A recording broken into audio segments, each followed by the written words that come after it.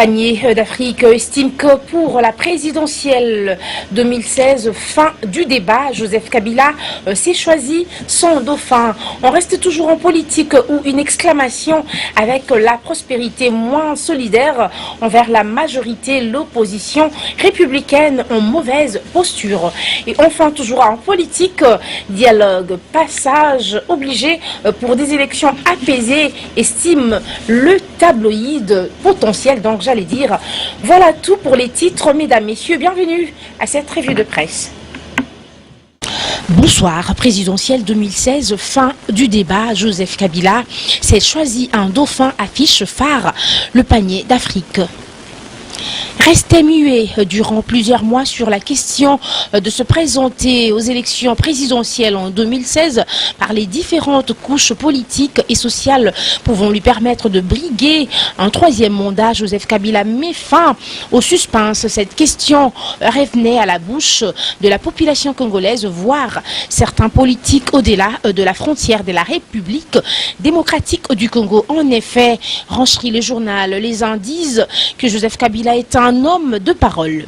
Il sait tenir sa parole, il reste ses engagements et il a eu plusieurs fois à les démontrer et à le prouver. Les autres pensent que le président Kabila, comme la plupart des dirigeants africains, cherchera les voies et moyens pour s'éterniser au pouvoir, comme ce fut le cas du maréchal Mobutu et certains dignitaires africains. Dans une autre colonne, le journal écrit un oiseau rare pour succéder Joseph Kabila, une question qui préoccupe tout le monde. Par ailleurs, écrit le journal, il n'y a pas de succès sans successeur et pas des successeurs sans préparation. À ce stade, peut-on affirmer que le commandant suprême de l'armée de la police initiait son hôte? S'interroge le journal et d'y répondre, en Afrique comme partout au monde, ce pouvoir rime avec force l'information et l'argent. Joseph Kabila rodait-il son hôte de ses jours à la compréhension de la donne militaire? S'interroge de nouveau les journaux pour répondre.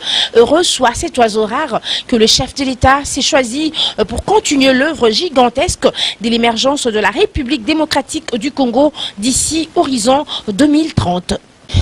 Toujours en politique, la prospérité s'exclame, moins solidaire envers la majorité présidentielle. L'opposition républicaine en mauvaise posture. L'opposition républicaine OR se trouve dans une position d'indélicatesse, affirme le journal. Vilipendé par ses anciennes alliées de l'opposition parlementaire et extra-parlementaire, la plateforme dont Léon Kengo-Adondo et l'autorité morale fait l'objet des critiques plus acerbes de la part de ses nouveaux partenaires au gouvernement de cohésion nationale.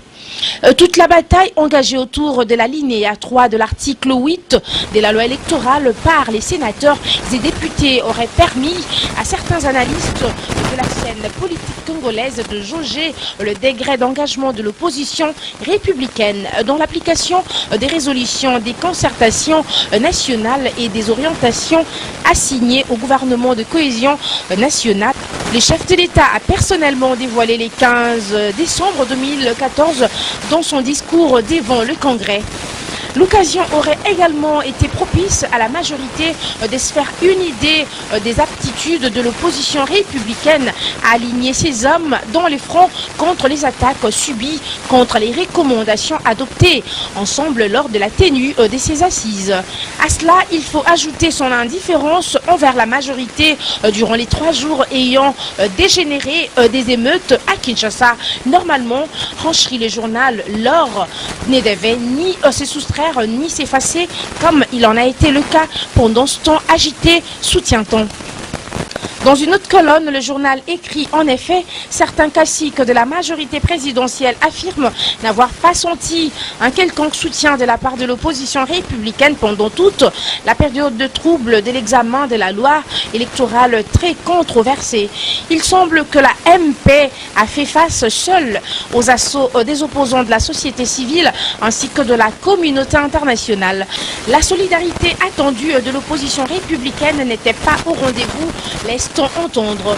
Et pourtant, avec la formation du gouvernement de cohésion nationale, la majorité présidentielle espérait s'élargir en accordant 13 postes ministériels à l'opposition républicaine, une alliance tactique qui aurait permis, du moins dans l'entendement des stratèges de la majorité, de traverser la période des vaches maigres. Le constat dressé est tout autre pour l'opposition républicaine avant gouvernement de cohésion nationale égale après gouvernement de cohésion nationale.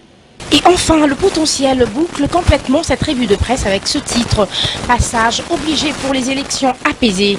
Dans son argumentaire, le journal écrit « La loi électorale ayant été nettoyée de toute scorie, le cap est désormais mis vers le cycle électoral qui doit boucler inévitablement en 2016 par la présidentielle ».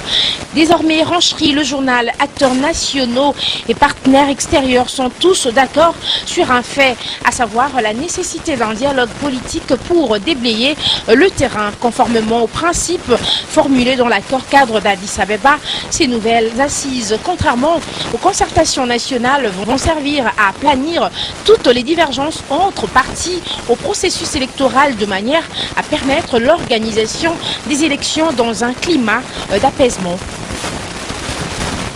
C'est donc tout pour cette revue de presse, mesdames, messieurs, bonsoir. C'en est donc fini pour cette revue de presse. Merci à vous de l'avoir écouté. Merci à ceux-là qui nous suivent aussi dans le coléacongo.com de Placide de Jeudi. Comme j'avais dit hier, aujourd'hui encore, cette revue de presse est dédiée spécialement à Florie Balekomoso qui fêtera demain son anniversaire de naissance. Donc, encore une fois, joyeux anniversaire à toi, Florie Balekomoso, le fidèle internaute de congolocolenews.com.